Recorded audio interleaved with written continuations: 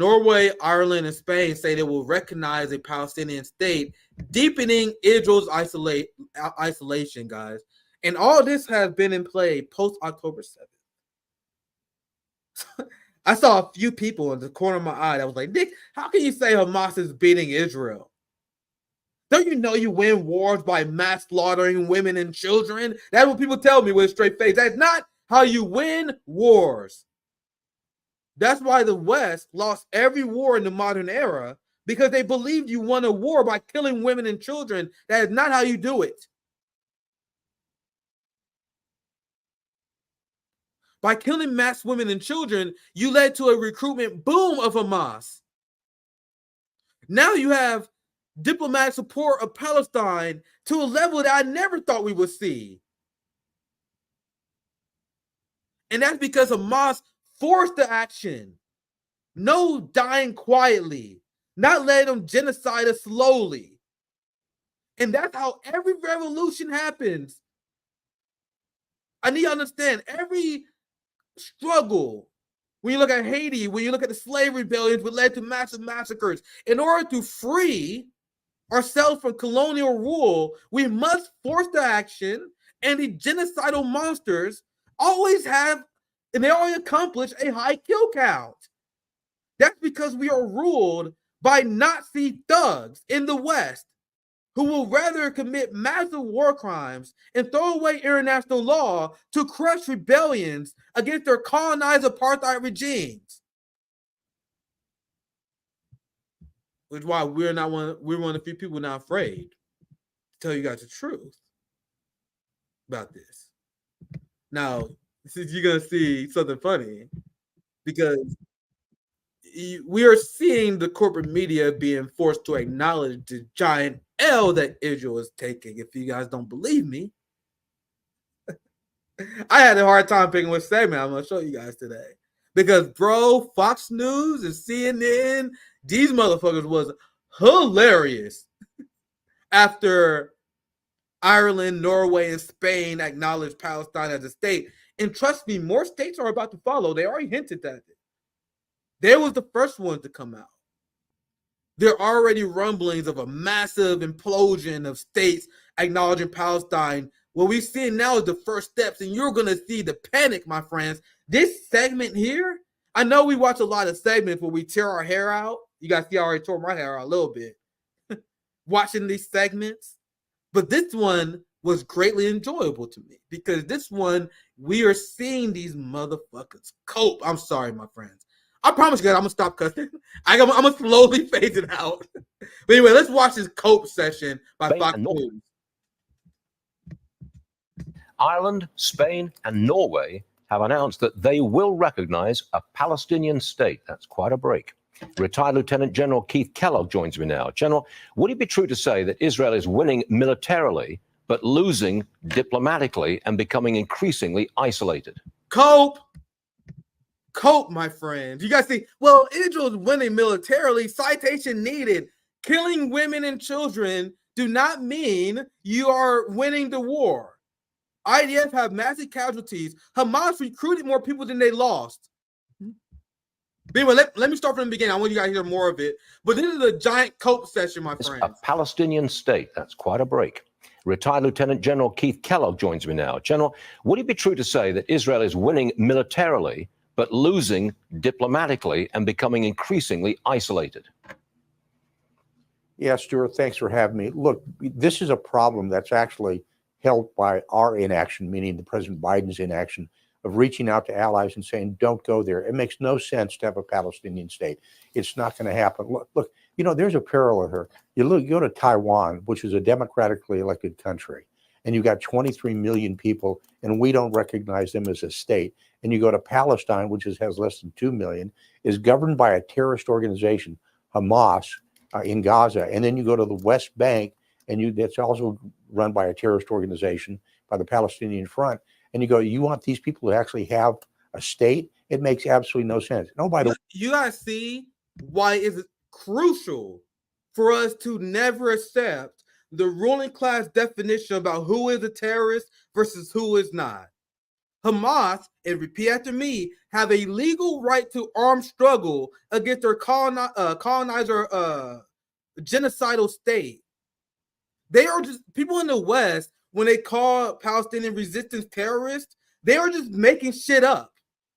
It is Israel that engages in terrorism, but let it continue. This is very hard to get through, isn't it?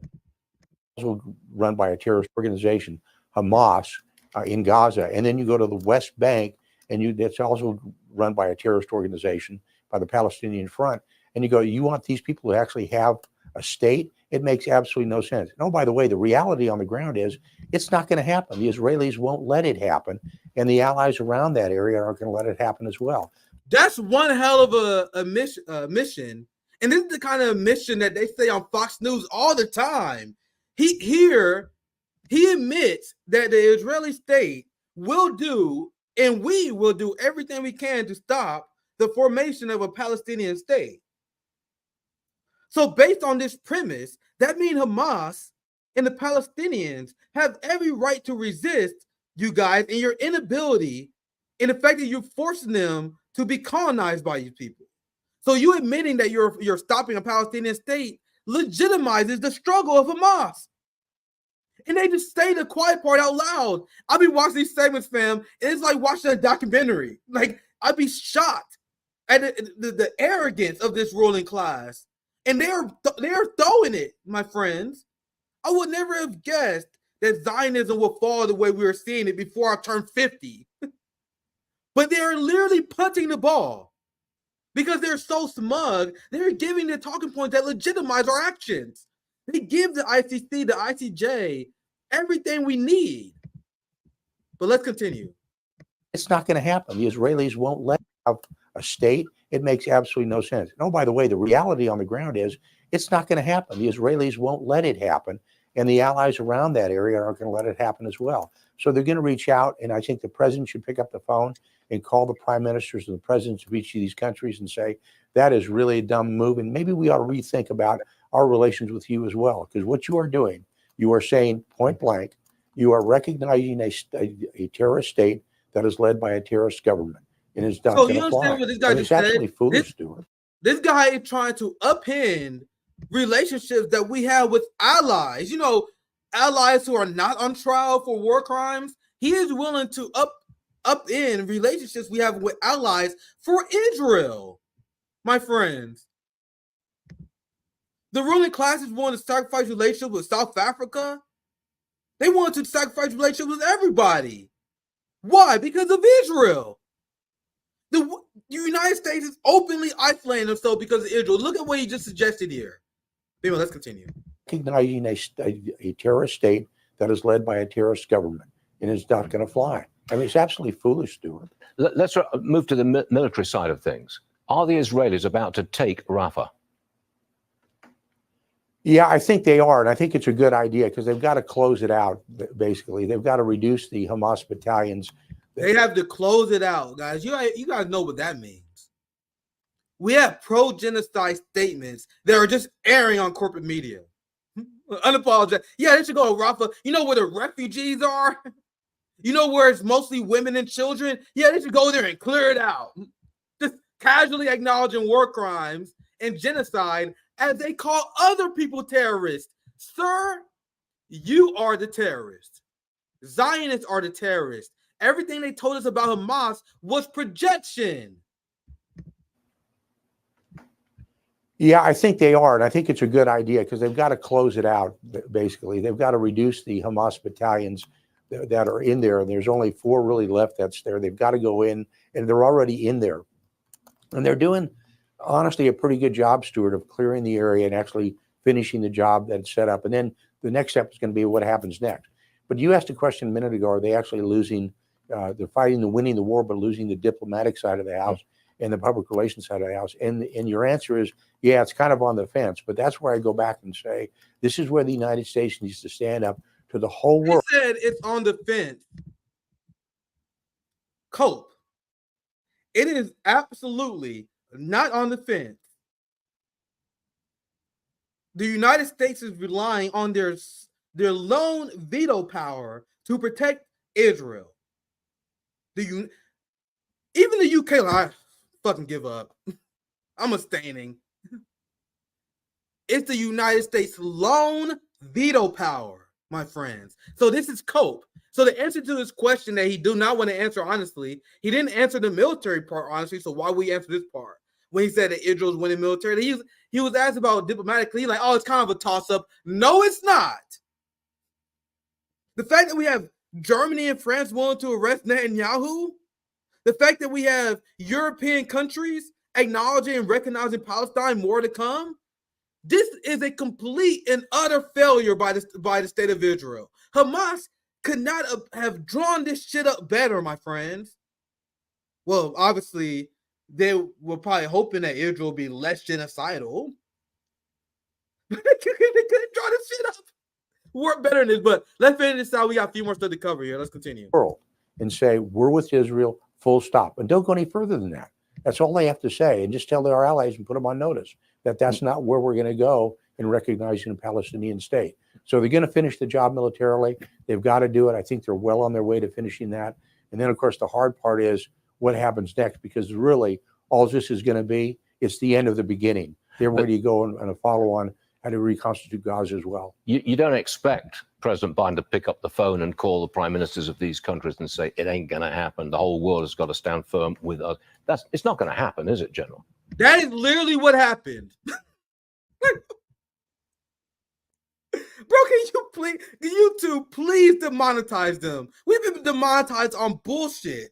We have strikes on our channel that has been overturned, because they demonetized us even though we were telling the truth. They just saying lies. Oh, Biden not doing enough. Biden has been Israel's greatest friend during this genocide. And you watch Fox News, they pretend that's not the case.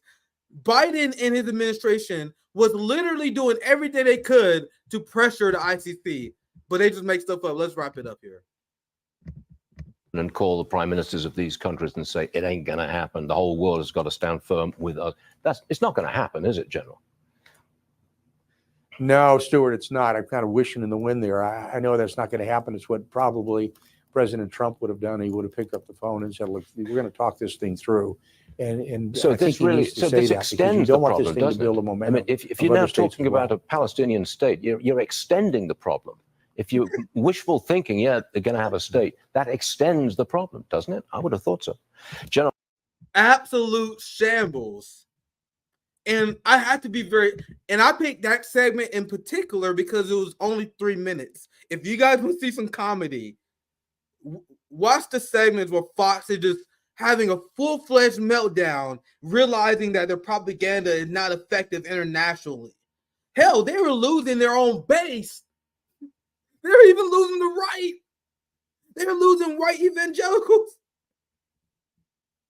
That was a giant cope session. And I want to let you guys know that Ireland, Spain, and Norway, they're not fucking around, man. I've seen the language that they were using.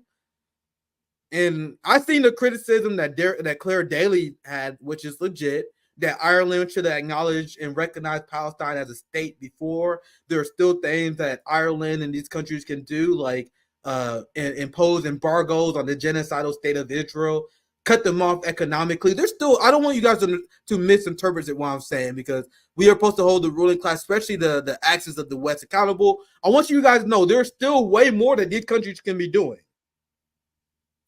Now, I'm not giving them hey, they're good. No, but this still is giant, despite the fact that, yeah, of course they could be doing more.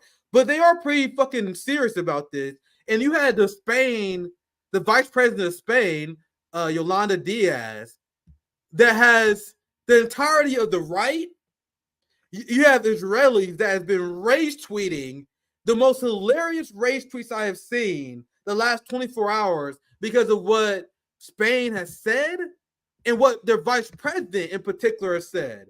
And now Israel is completely waging a diplomatic war against Spain because Spain is not only supporting the state of Palestine, you had their vice president that said that Palestine will be free from the river to the sea.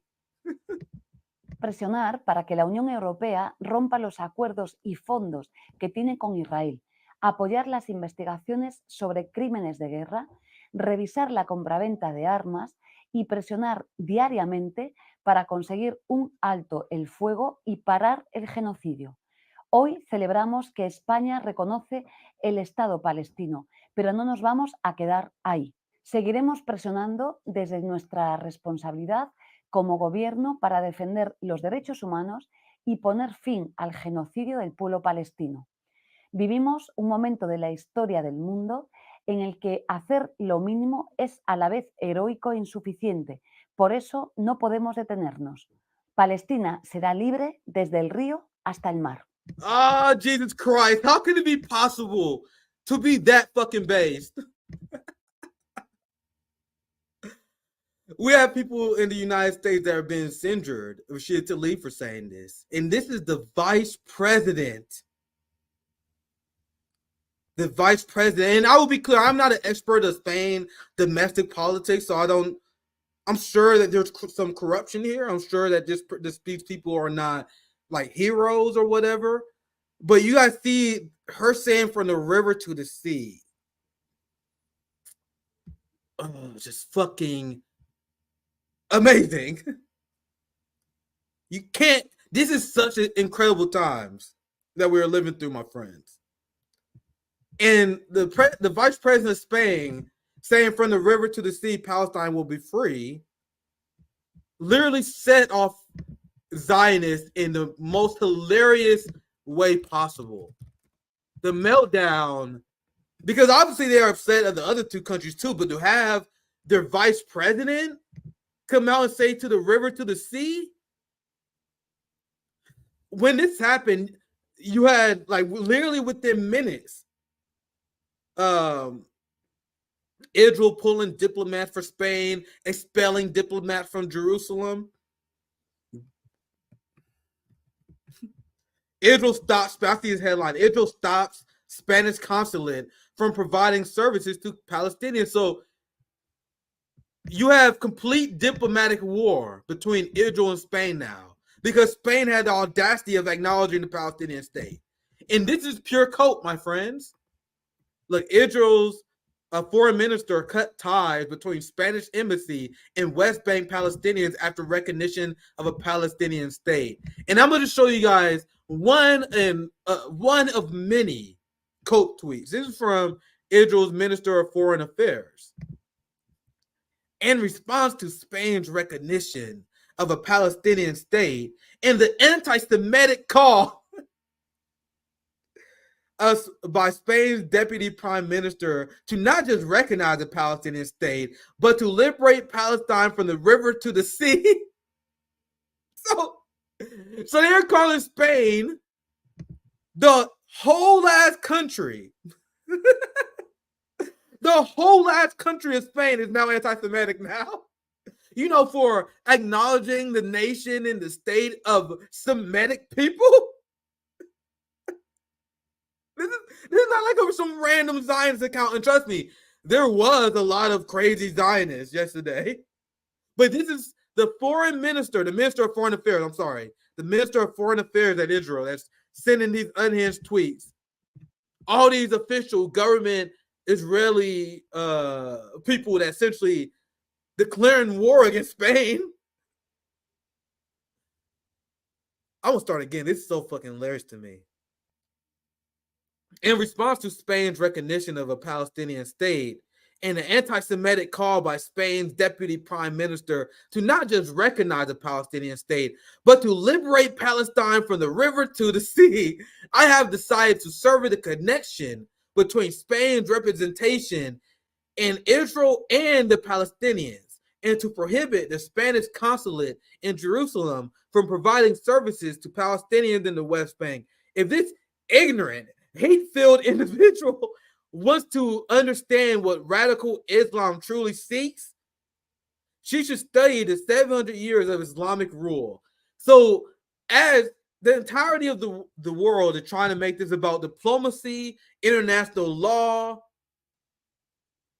rules and norms, you have Israelis, and they've been doing this their entire life, that wants the world to accept the religious claims to a holy war.